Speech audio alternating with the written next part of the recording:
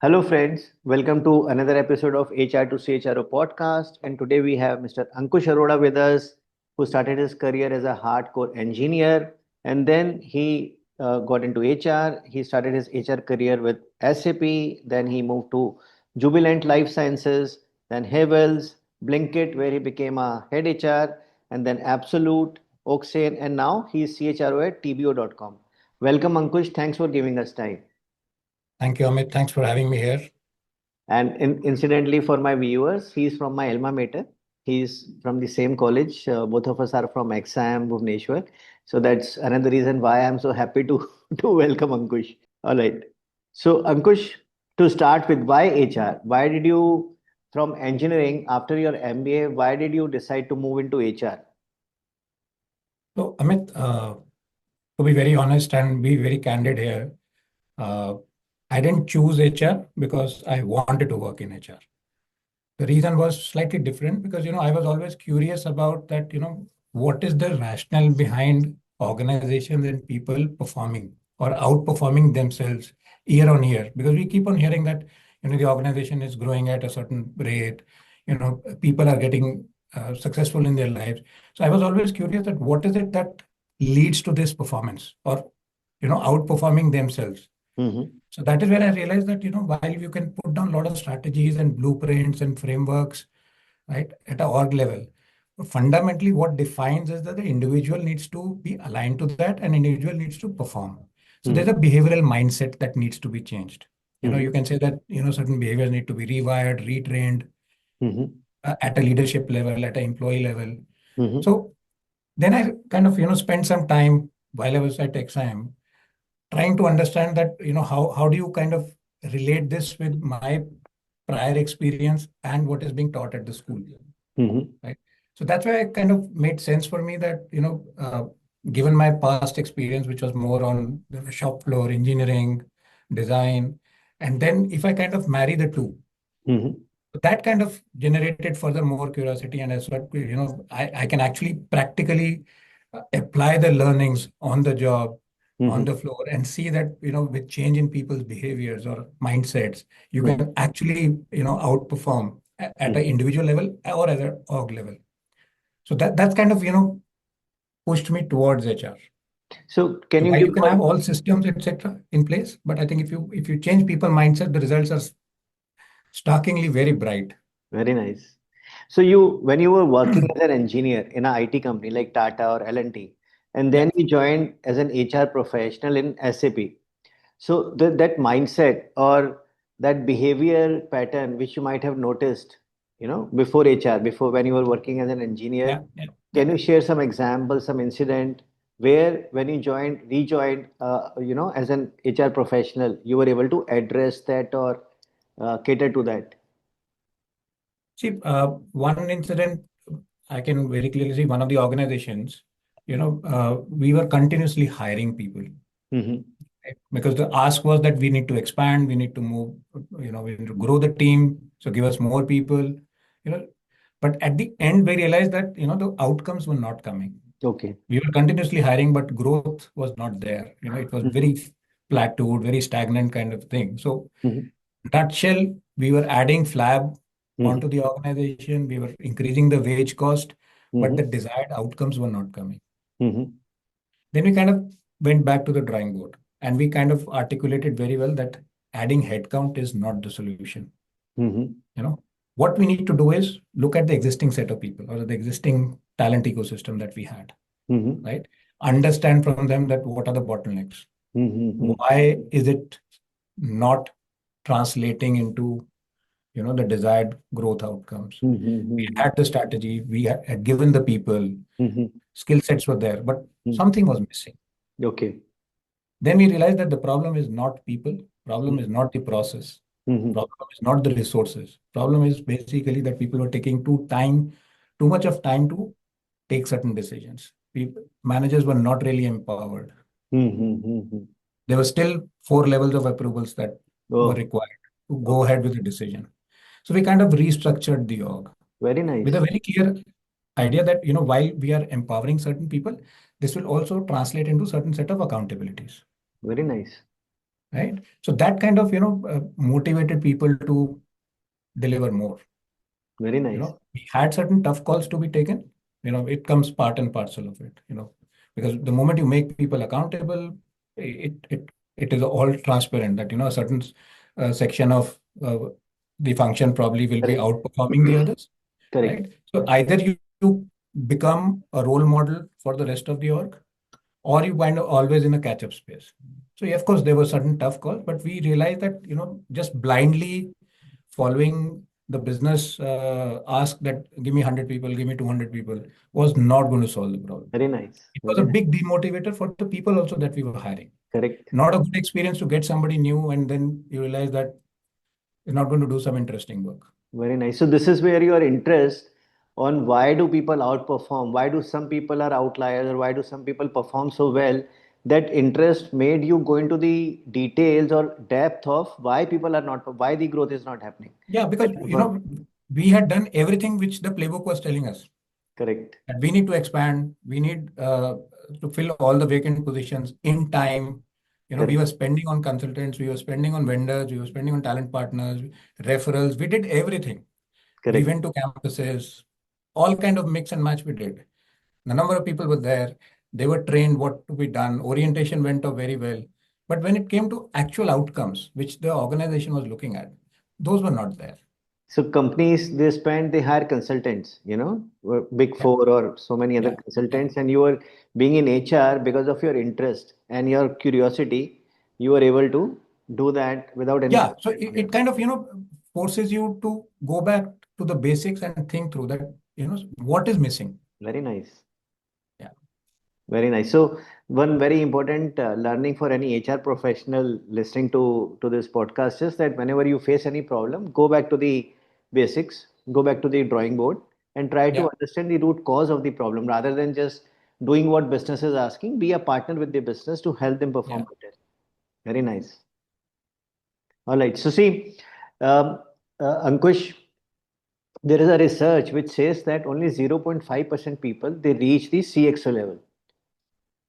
And I have worked in the corporate world for 15 years and I have seen people falling down. In fact, I also left the corporate world, started something on my own. So it's very rare, not everybody reaches the CXO level.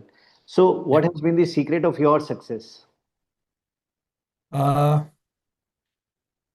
See, fundamentally, I have a very strong belief. May sound slightly bookish and cliched.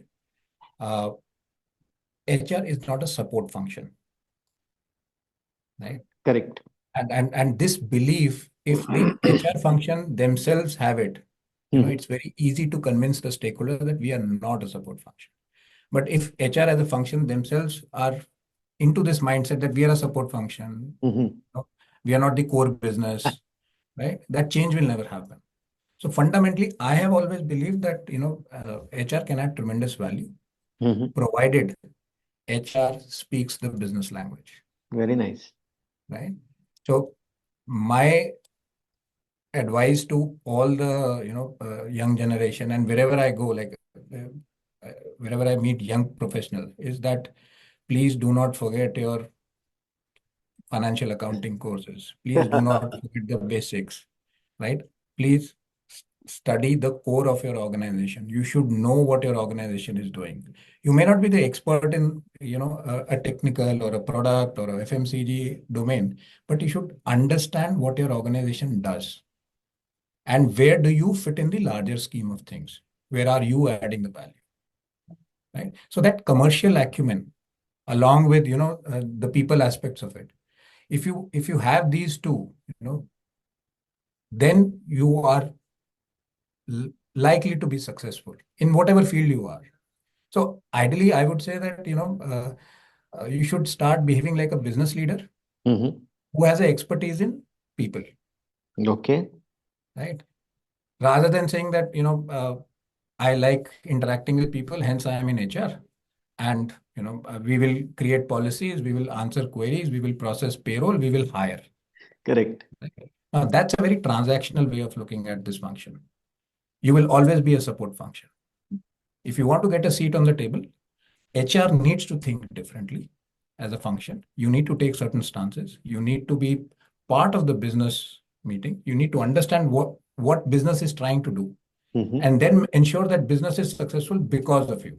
Mm-hmm. Okay. Can you give an example? Let's say, let's talk about any company which is trying to grow at a 30% CAGR, or Mhm. maybe 15% CAGR. Even that is a very high number in today's condition. So, and they have to take so many decisions, opening branches, new cities, or Mhm. manpower. So, rather than just following the dictate of the business leaders that you have to hire these many people in these many areas, in Mhm. these many Mhm. cities, how would you approach it? Or how would you suggest an HR professional should approach this? So I think first and foremost, HR needs to say no. Hmm. While it's very easy to articulate, but very difficult to put it in practice. That saying no to your business stakeholders. Hmm. Business is going to ask for a lot of things. Correct. Give me headcount in this city. I need to hire 3 managers. But the moment you start questioning, Hmm. right, and questioning is not to be shying away from hiring, but questioning that do you really need these 3 managers, or do you need a 3 senior manager kind of a profile? Hmm. What are they going to do? How the role charters are going to look like? Hmm. Look at it from a people productivity point of view. Hmm. And to be fair, from a people side also, no point in getting those 3 senior guys into the system, then realizing that we don't have enough good quality, impactful work for all 3 of them, Correct. right? So it may make you unpopular on the floor, Hmm. may not be liked by the business stakeholders, right? But if you look at it in a larger sense, right, you need to kind of collaborate very closely with the business on this Hmm. and ensure that business is successful because of these collaborations and discussions around it. Hmm. And we've done it in the past. you Hmm. know while there's going to be a lot of initial pushbacks from the business, okay, that we want people, people are only going, headcount is only going to solve my problem. But Hmm. somewhere you need to sit down and understand, make them understand also Hmm. that it is not the numbers problem. It Hmm. is that what are you doing with your existing set of people? Are Hmm. you creating more duplicacies in the system? If Hmm. that is avoided, you know, uh, things will be successful. And we've seen it in the past. That's a very interesting point, Ankush. See, now I'll take it as a step two.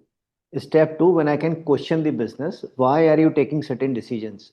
The step one, to be able to do that is I'll have to gain their trust. So, an HR professional, first he or she has to gain the trust of the business that the business listens to that HR professional with an open Yeah. mind. Yeah.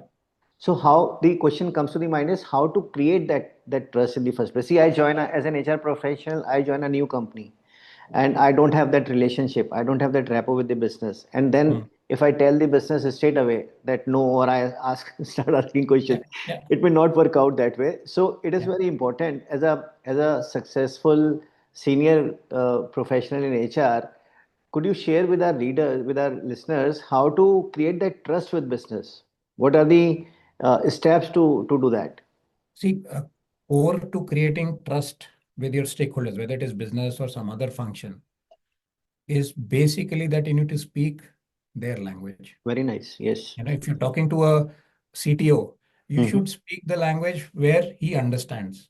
Mm-hmm. That will help you understand their concerns better.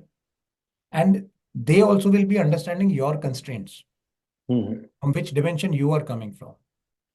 So that is where I said, the key to success for any HR professional today is that you need to understand the core of your organization.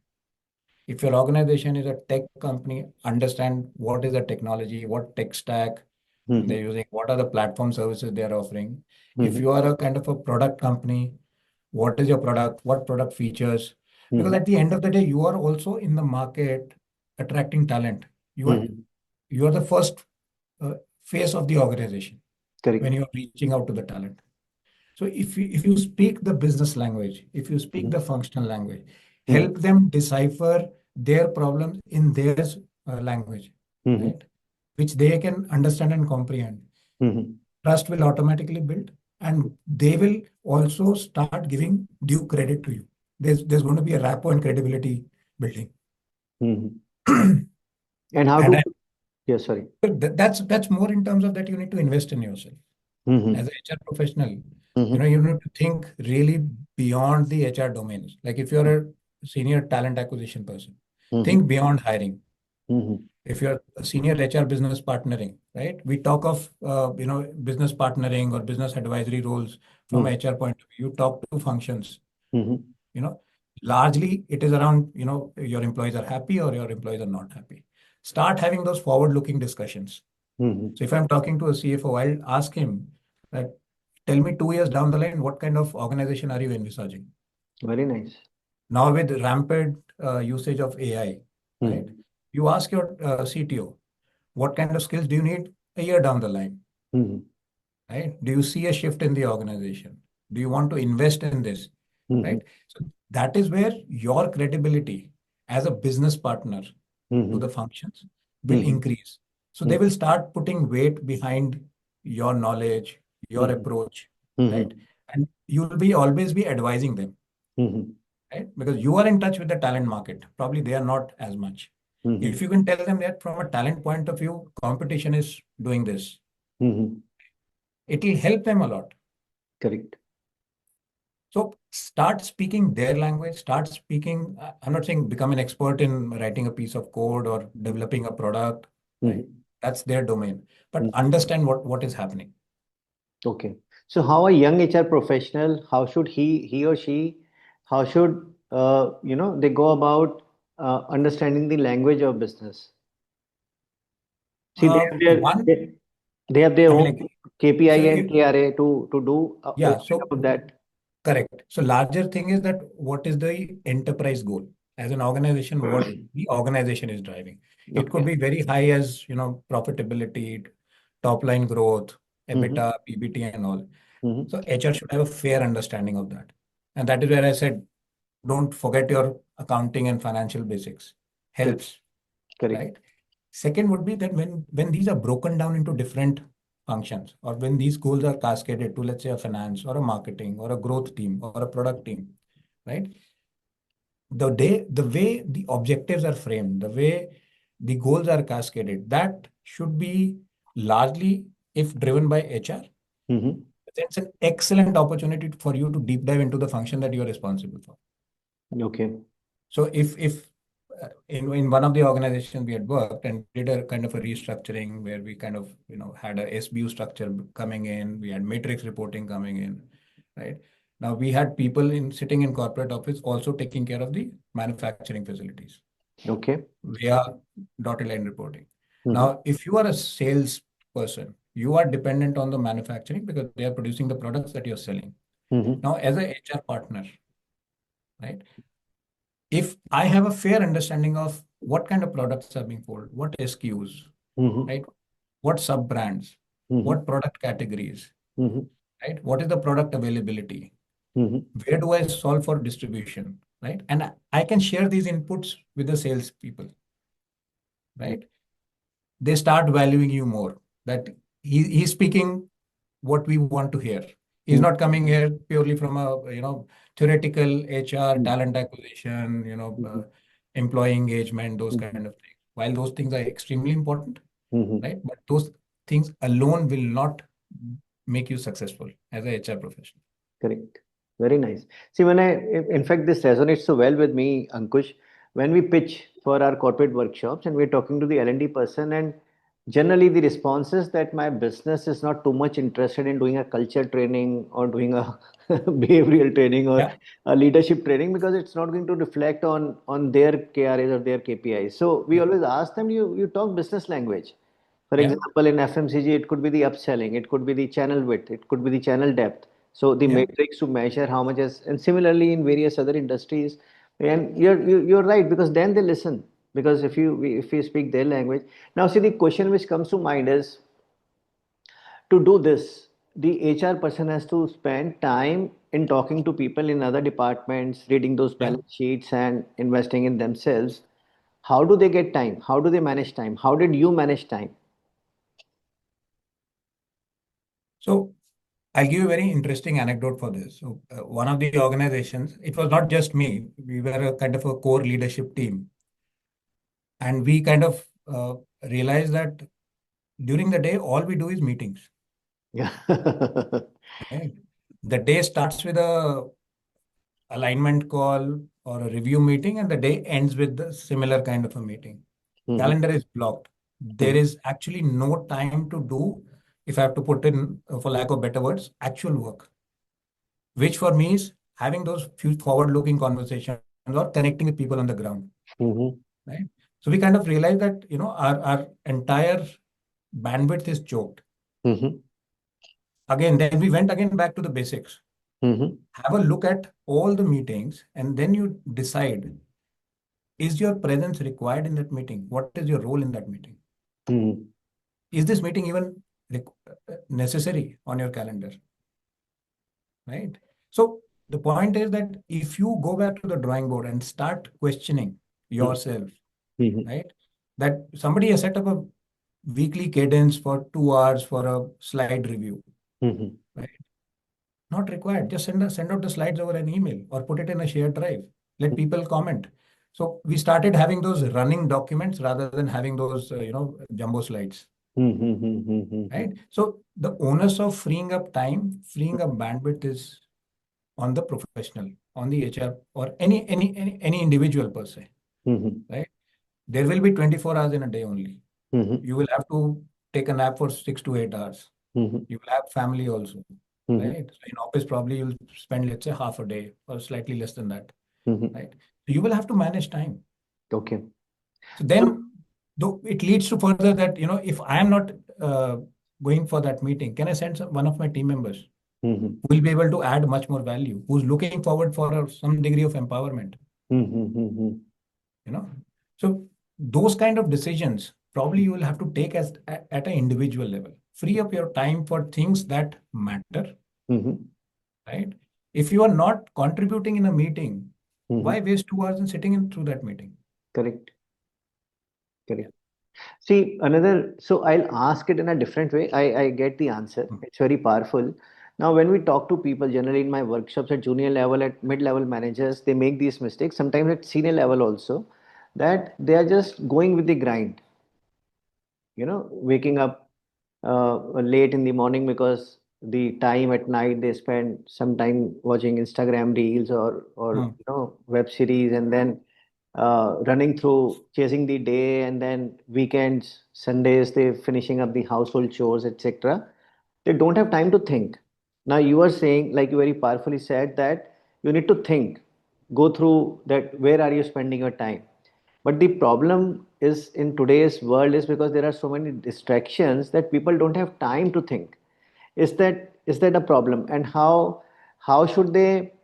I was talking to one of the CHROs, Megha, in this podcast. So she said that she allocates time just to think in a week, half an hour, 1 hour. But the problem is that people, their day is designed in such a way that they don't get time to think, because in case you have those activities like morning jog or morning meditation, or Mm. then you get some time to think. So what would be your advice on to people who don't find time or who are always chasing time, to how to create time in their day? So I would suggest, maybe, see, only weekend thinking is not going to solve your problem, Correct. right? So maybe take a day, or even if you have to take a day off, right? Revisit your schedule, Okay. right? And then prioritize. Like, I'm sure as part of the sales training programs, you must have conducted many workshops where you prioritization of what tasks urgent versus important, Correct. right? So put those tasks in that matrix, right? You will definitely be able to find some time. Very nice. And we've had cases. I'm like, I can give you another anecdote. We've Mm-hmm. had cases where, we had a fantastic individual performer, function head, star performer, always busy, always working, first person in, last person out from office, right? Extremely burnt out because the team productivity was not delayed. Everything was routed via him. Mm-hmm. I So understand. basically, he became for me a high performer bottleneck, Correct. right? Correct. One, he was extremely burnt out because even the smallest of the smallest decisions within that function was routed via him, Mm-hmm. right? So the task, it was not that he had a 48-hour day. He still had a 24-hour day. Correct. So what was happening was that he was taking too many things on his plate. Correct. Where he was compromising was probably his ability to comprehend, structure, add more value, create more impact, and of course his personal life, Correct. Correct. right? So we kind of again had a very detailed conversation with him, counseled him, Mm-hmm. showed him that he can delegate certain things to his people. Mm-hmm. That will be a kind of a double benefit because his people will feel empowered Mm-hmm. that now I am taking certain decisions on behalf of the organization. Correct. And of course, then he frees up his bandwidth for more meaningful, impactful Mm-hmm. work, Mm-hmm. right? So it all depends upon the individual. You want to set up time every day that half an hour you will not, uh, you know, do anything but introspect, Very nice. right? Whether at the day beginning or towards the day end, Mm-hmm. right?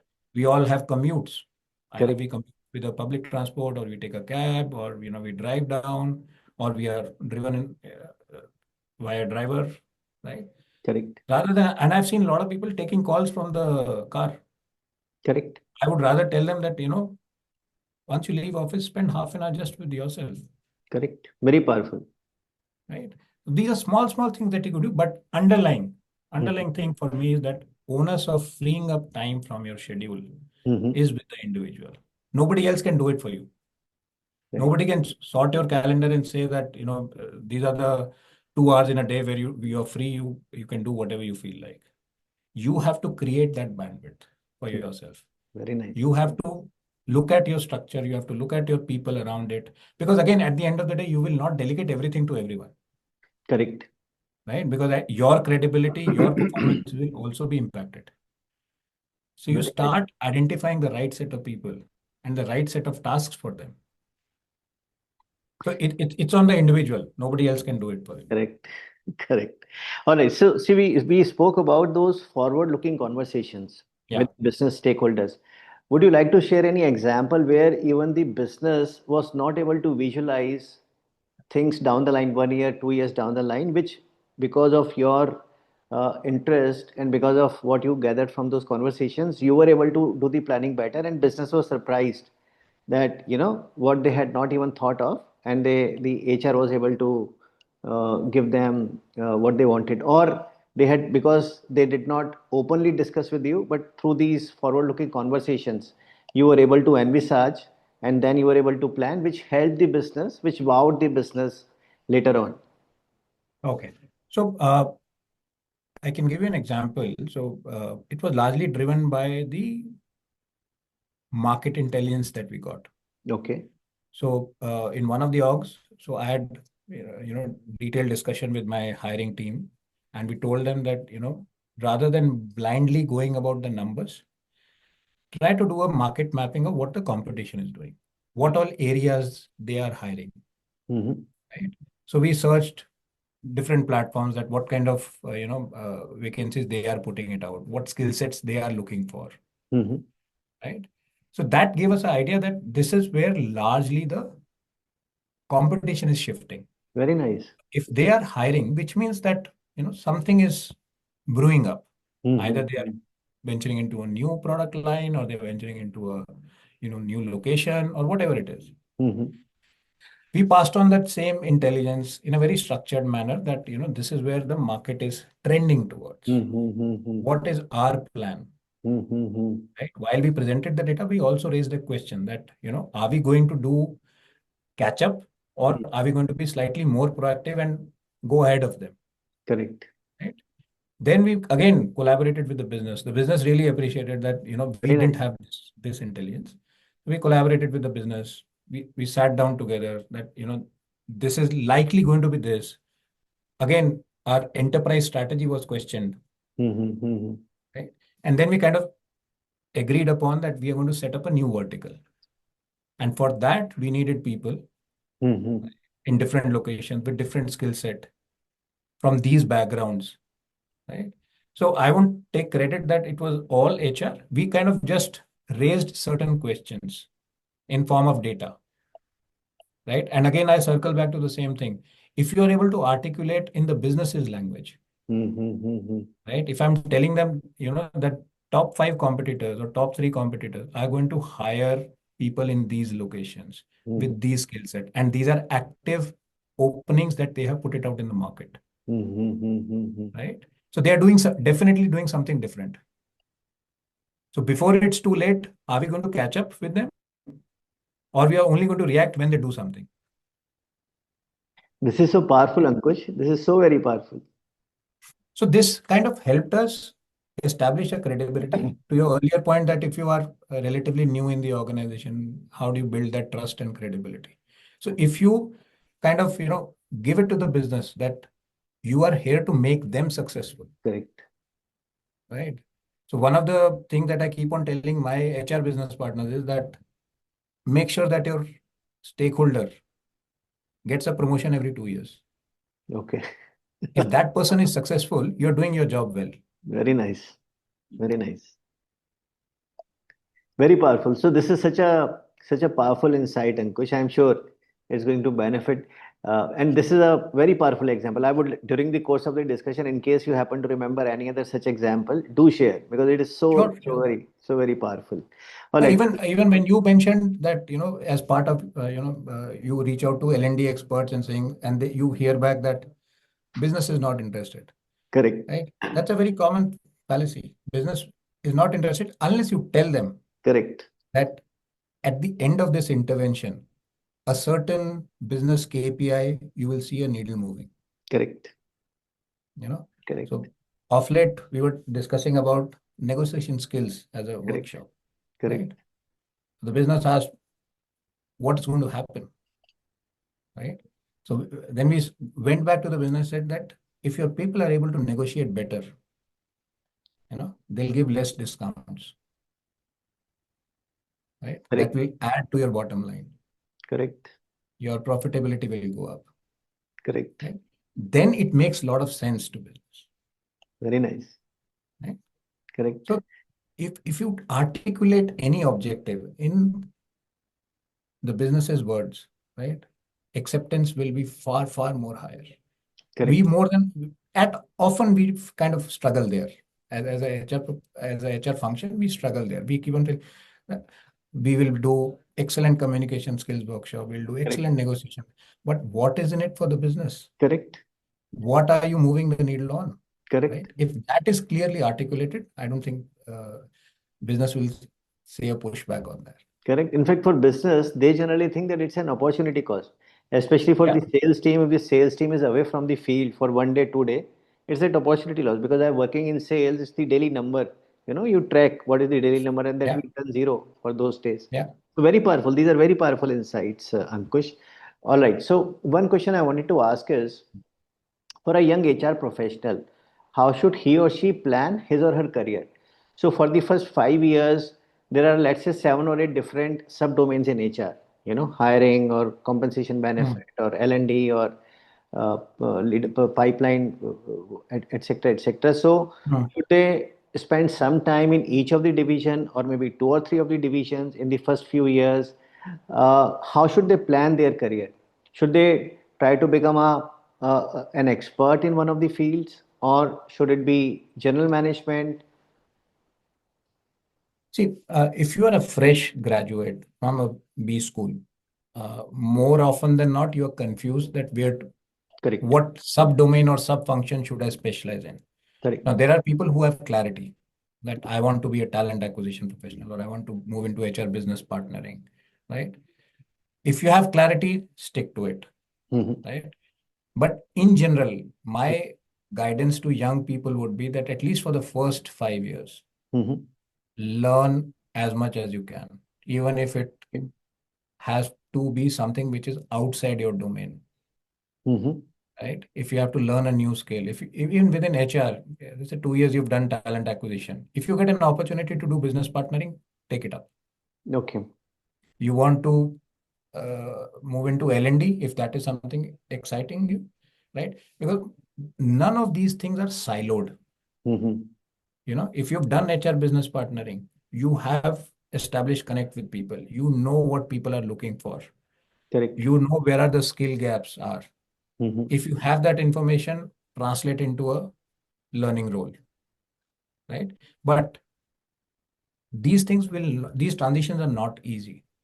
Okay. You have to double down on upskilling yourself also, Mm-hmm. Mm-hmm. right? It's not going to happen that today you are HR business partner, from 1st April you will become a L&D expert. Not going to happen. It's a transition. If you see that opportunity coming your way, right, start learning yourself first. Correct. How to become a better L&D professional. Do the basics, Mm-hmm. right? More often than not, what happens is that we expect everything from the organization, Correct. right? Organization has given you an opportunity. They've given you that, you were a talent acquisition person. Now there's an opportunity for a HR business partner. Would you like to take it, right? Now you go there and then you start reacting to how things are. You'll always be 2 steps behind. But Correct. if you are well prepared, if you are having connects with the business, if you Mm-hmm. understand your stakeholders, if you understand the business, Mm-hmm. right, and you understand how to do employee connects, how to do manager connects, Mm-hmm. how to advise the function on certain things, what are the existing frameworks, what are the best practices in the industry, Mm-hmm. what's the competition doing, Mm-hmm. right? Is there any relevant certification that I want to do? Mm-hmm. What's my upskilling, right? Mm-hmm. The entire game changes. Mm-hmm. And you'll be always be a couple of steps ahead. Very nice. Right? So it's a combination of, what the organization is going to present to you as an opportunity and what you want to make out of that opportunity. I'll come back to it, but this raises another question in my mind, so I want to ask that question first, Mm. Ankush. So, do mentors help in this to transition from one area to another, or how to excel in the subdomain that you are in? Do having mentors, does that help? See, mentors are very good sounding boards, Okay. right? In fact, one of the leading institutes in Gurgaon, uh, I do industry mentorship for them. It's Mm-hmm. part of their curriculum. Mm-hmm. But how it is driven is that it is not the responsibility of the mentor. It is the responsibility of the student or the mentee, as if they call it, to take advantage or take full use of the mentor, Mm-hmm. right? If you are going to the mentor just for seeking clarifications or having solutions to your problems, that is not the right approach. Mm-hmm. Present to the mentor your thought process that I am stuck here. Mm-hmm. I feel should be the approach, right? Mm-hmm. 9 out of 10 times, though, that approach may be wrong. Mm-hmm. But what messaging you are sending is that at least I've thought through. I Correct. may have thought wrong, but Mm-hmm. at least I've thought through, and you will improve over a period of time. So Mm-hmm. having a within the office mentor or even outside is good, provided you make use of it correctly. Okay, very point well taken, Ankush. So coming back to this discussion we were having, so in the first 5 years, what would you suggest? Having experience of two, three subdomains, 5, 6 years, and then I would say minimum two. minimum two. Okay. Minimum two, because that kind of, opens your horizon. You have options after 5 years that if you want to specialize in one domain, Mm-hmm. right? You want to become a COE Mm-hmm. expert, or you want to be a HR generalist or a kind of a general management track. So Mm-hmm. if you have more exposure, right, Mm-hmm. you Mm-hmm. always have that comparative in mind that this is where my interest lies. This is where my heart lies. Today, I may be doing talent acquisition, but my heart lies in HR business partnering, Mm-hmm. right? And if you have exposure to both, you can always transition very easily, Mm-hmm. Mm-hmm. right? Because after 5 years, what happens is that, people start expecting results very early. Mm-hmm. Right? If I say that after five years of talent acquisition, right, my next jump will be largely in talent acquisition. Unless I join a different organization which says that, okay, talent acquisition plus HR business partnering or L&D combined into one role. Very rarely, Mm-hmm. right? Because if you're like 1.5, 2 years in talent acquisition, then you do something in HR business partnering, right? It kind of shapes your profile.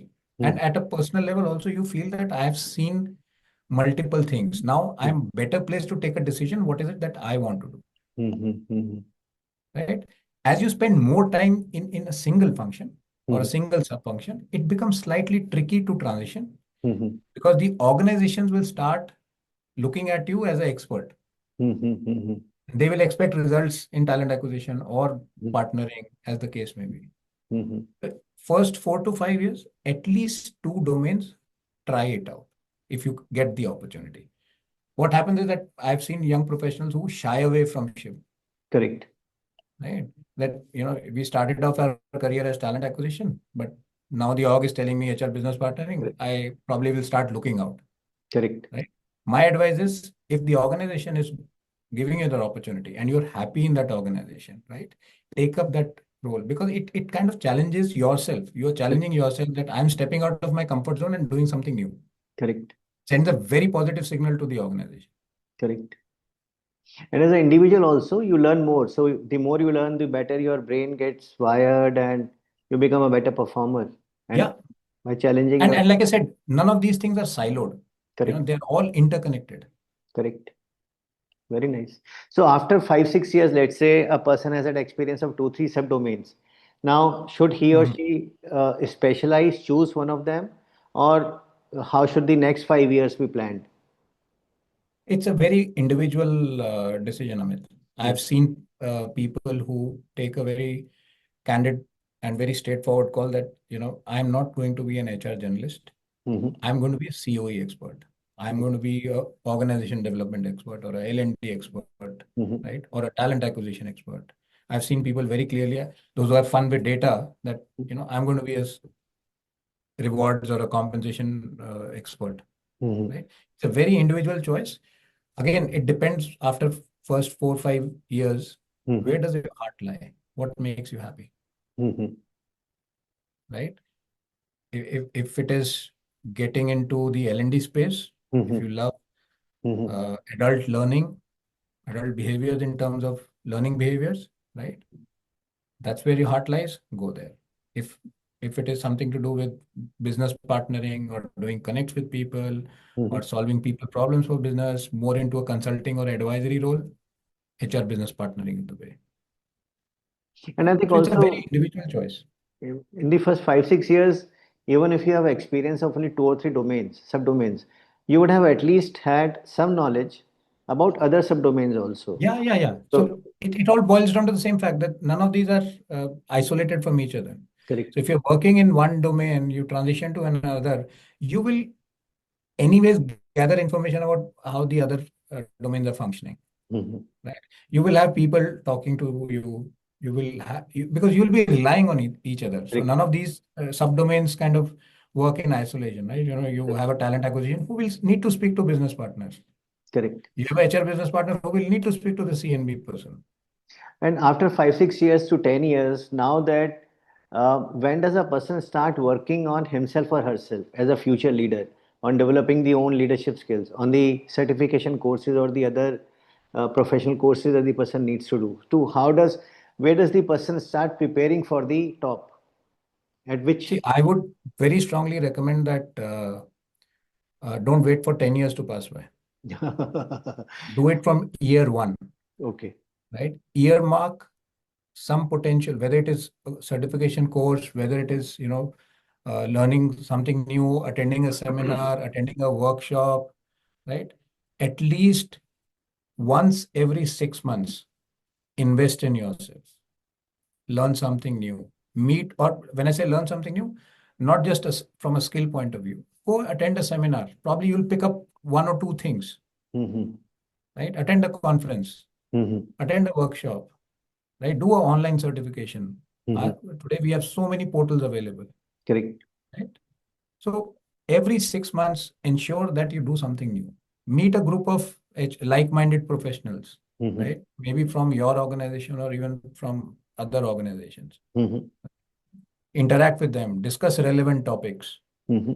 right? So make sure that, every 3 months, 6 months, there is something new that you are bringing back, right? Because if you wait for 10 years, now probably you'll be obsolete, Correct. right? So every 6 months, if you are able to invest something in yourself, either through a paid course or through a free online course or through a business seminar or a conference, right? We have so many of these educational institutes or B schools inviting speakers or panelists or participants, right? At very nominal cost. We can go there, Correct. right? But don't wait for 5 years or 10 years to go by. Very If apt. you make that, and again, it starts as a habit. Correct. So you mentioned meeting like-minded people, networking. Yeah. When is the right age to start networking? I think I assume you'll say that from year one only one should start networking. I mean, like, start networking when when you're a student. When you're a student. And I mean, how? like we all know that the powerful networks you have. So I Correct. think if you have a good network, Correct. right, it's easy to gain knowledge, easy to maneuver through corporate life, right, and it gives you that different edge, right? If Correct. you're talking to if you're talking to a specialist, right? Mhm. So if you have to take a decision after 4 5 years that you want to be a COE person or you want to be a HR generalist. Now, Mhm. if you've spoken to industry people, Mhm. if you've seen their journey, if you Mhm. understand their challenges, right, Mhm. you Mhm. will be able to take a much well-informed decision, Correct. right? So networking for me starts very, very early. I mean, like when you're studying your course, probably start networking then. Correct. We do. It's just that we don't leverage on those networks, Correct. Correct. right? When you go to conferences, when you go to business meetings, when you go to these seminars, online or offline, right? You meet a lot of people, Correct. but do we really leverage those networks? Probably, I think in bits and pieces, but those who do are definitely in a different league altogether. Correct. Correct. And see, then after at people at mid-level, so what would be your advice to people who have reached at mid-level? How should they, you know, look at the future now? Uh, if you reach mid-level, very easy to get stagnated Okay. because that's where you start getting into that comfort zone. Mm-hmm. I am a HR business partner for one function. Tomorrow, probably if I spend 2 years in the organization, I'll have two or three more functions, but Mm-hmm. that's about it. Mm-hmm. Now, this is a time where I feel that mid-managers should start questioning themselves Mm-hmm. and possibly start questioning the organization also. Mm-hmm. That what next for me, Mm-hmm. Okay. right? Or put up a proposal. This is what I want to do. Mm-hmm. This is where I feel I can add value. Mm-hmm. Take up things which are more complicated. Take up things which are probably even outside your domain. Mm-hmm. You know, I've seen people stepping out of HR for a while. Okay. You take a P&L role. I've seen people in middle management say that, now that I've spent 5 7 10 years with the Mm-hmm. business, I have a very decent knowledge of business. I Mm-hmm. can do this role. Mm-hmm. I can support the business on this. I Mm-hmm. can give insights, Mm-hmm. right? So opportunities. So one is in early stage, opportunities at times are presented by the organization. Mm-hmm. At the mid stage, probably you have to create opportunities for yourself. Correct, and Right? it's so very powerful, Ankush. See, the way the world is, the direction in which the world is moving.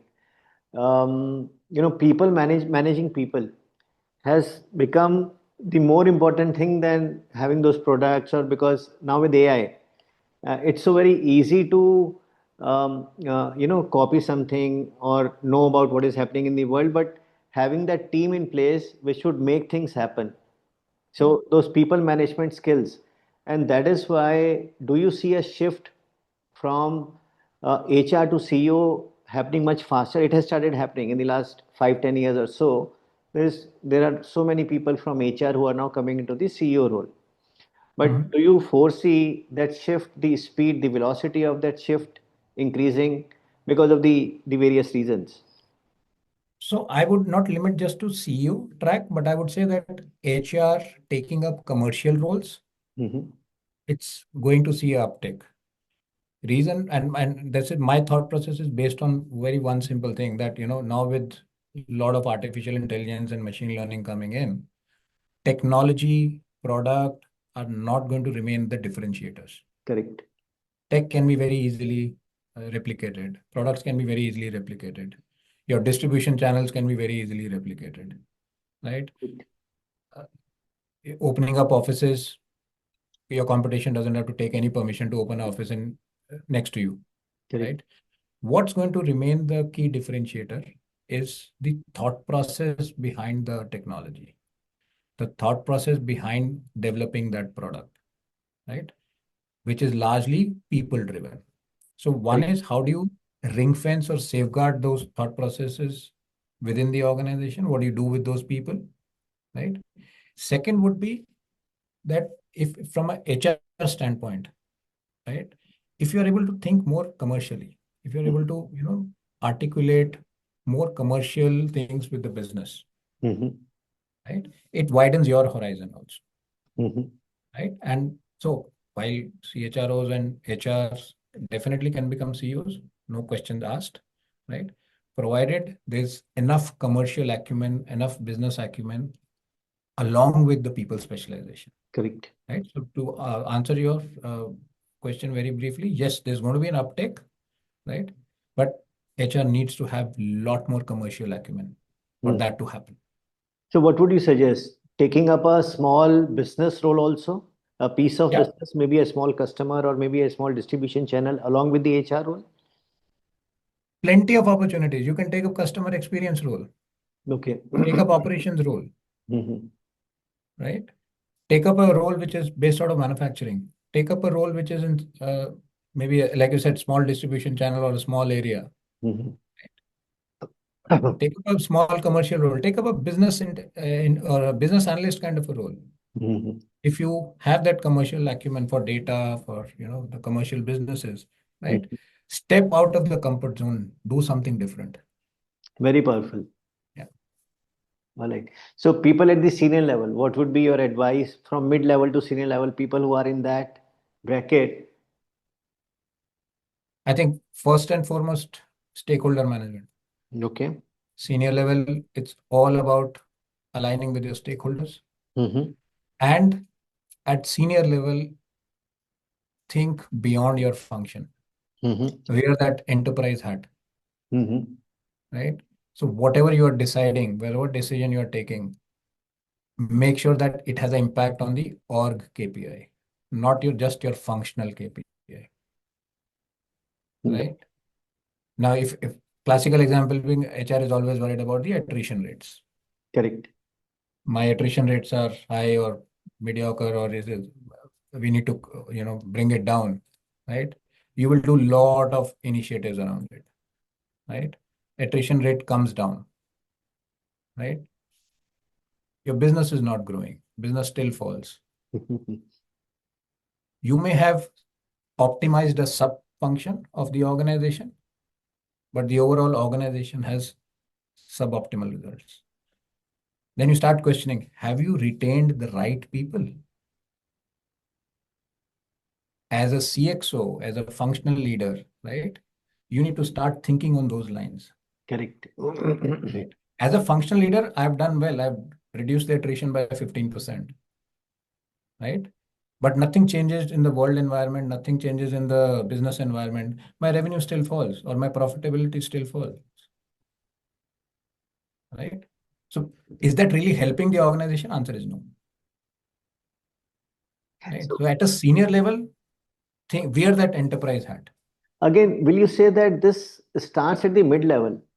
These kind of mistakes, people who are making at the senior level, maybe the grounding they required when they were at the mid level or even at the junior level, maybe they did not have that solid grounding, which is why their ability to make strategic decisions at the higher level are not that good. So at mid level, See, at a entry level or at a mid level, you are not that exposed to the enterprise strategy, correct, right? correct. You are more in the execution mode. You're not in a thought leadership kind of a mode. Mhm. Your real thought leadership, the organization expects when you are at a mid to senior level, where you're supposed to give inputs in terms of Mhm. thought leadership, in terms of strategy, right? Junior entry level roles will be largely driven by execution because they are learning. It is very unfair for someone to expect a strategic input. No, let me ask the question in a different way. So, at the senior level, you are talking the language of business, like you said, but Yeah, unless you start talking the language of business or start learning the language of business at junior level and mid level, your ability to talk the language at the senior level will be impeded. absolutely. So you're speaking the business language, aligning with businesses has to start from the word go. Correct. Because when you enter an organization, if your first step is that within the next 2 months or 3 months, my 90-day plan includes me having a decent understanding of what my organization's business model is, Correct. right? That kind of sets that discipline and rigor in you that I have to think beyond my function, right? Now, as you move along, as you gain more and more experience, your ability to think strategically probably will keep on increasing with every Correct. small delta every year or every 6 months. And once you have a decent amount of experience, you will be able to contribute a lot more better. Correct. So it has almost been an hour since we started talking, Ankush. See, one question I'm very intrigued Mm. about is like a mother. Like a mother, I need to discipline my child and I need to challenge my child and motivate my child. Similarly, as an HR professional, how to have that optimal policy which challenges an individual and which also keeps the individual happy. So how to have that balance? How to, as an HR professional, how to have that balance to do both the things simultaneously? What I'm trying to say is that the person performs and also feels Yeah. happy. So of course there's a lot of debate and discussion around that if you perform and keep the people happy. The key there is that how do you distinguish or differentiate performance? Okay. If you have a really star performer, right, and if you're giving, you know, like most managers do, they will distribute increments very, very socially. Everyone gets something, everyone is happy. But if you're not taking that courage of doubling down on the growth of your star performer, right, you're doing a double damage. A, you are compromising meritocracy in the organization and a function. Second, you are demotivating somebody who's probably doing 60% of the weightlifting in your Correct. function. So Correct. at times, people managers need to take very bold calls in terms of distinguishing and differentiating performance. And for HR, I think one key thing is that we do a lot of initiatives, and I can give you a very interesting example. So we were doing a uh, initiative around increasing productivity. So we said that we will track productivity and all. We created very fancy dashboards, right? And we kind of said everyone has to fill it up. Okay. Right? Then we kind of realized that we've overcomplicated this initiative so much that people were running pillar to post just to fill that data. It was such a waste of time. So we went back and said, yeah, just scrap all the dashboards. Make it easy for people to get the data. Correct. Give them access to certain tools. Create internal dashboards where they can just populate certain things and everything is automate everything. Right? So one is that at times you are also not very clear what you're doing. In the larger scheme of things, you're saying that we want to increase productivity and you're actually making it counterproductive. Correct. People are spending so much of non-value added time just to fill that dashboard, Correct. right? So how do you think out of the box? How do you introspect and realize that, probably I am at fault? So that kind of helps. Another interesting thing would be that, we do a lot of exit interviews. And last working day, we talk to exiting employee, what went wrong, and you will never know the right reasons. It'll Correct. be like personal, family, better opportunity, higher studies, and probably one more. Correct. 90% of the reasons will be this, right? In one of the organization, we said that we will not do exit interviews. We Okay. will speak to the individual once he has joined a new organization. He's Okay. settled there. His Okay. FNF is cleared from our side. Okay. He's run through 2 or 3 payrolls in that organization. Then speak to him. what went wrong in your organization, Okay. right? What triggered this decision? Could we have done something better for you? Very, very interesting. So what were the findings? Then you get the real reasons, Okay. you know, that, I was stuck in a job. I had spoken to my manager, but I was not given the opportunity. While the opportunity was there, I Mm-hmm. had shown interest, Mm-hmm. right? I wanted to do this internal role, but you hired people externally. Mm-hmm. You know? Then you get to know the real reasons, So powerful. right? But on the last day, you will get all nice, good reasons, which you can convert it into a pie chart and probably present it. Correct, correct, Right? correct, But those are not the real reasons. Because if you don't know the real reasons, correct, right, you will not be able to solve the right problems, correct. right? So we made it a culture that we will talk to the exited employees only after 2 to 3 months. Very nice. So That gives a very different insight that, do we need to strengthen our managerial capability? Do we need to strengthen our compensation philosophy? Do we need to revisit our benefit structuring? Do we need to revisit our increment cycles or whatever the case may be? correct, But those insights were leading to some meaningful actions, correct. right? And we were able to focus on the right set of people. Very powerful. Very powerful, Ankush. So it has been more than an hour since we started talking, Ankush. So I think we can continue having Yeah. this discussion, but we have to stay within the time limit. So thank you, Ankush. Thanks for giving us time. It has been a pleasure interacting with you and getting so many insights. I'm sure our viewers are going to benefit so much. Thank you so much, Amit. Thank you for this conversation. Really nice interacting with you. And as you said, we share the same alma mater. It's kind of a double pleasure. But thank you so much for having me on this podcast. Really enjoyed talking to you. Thank you.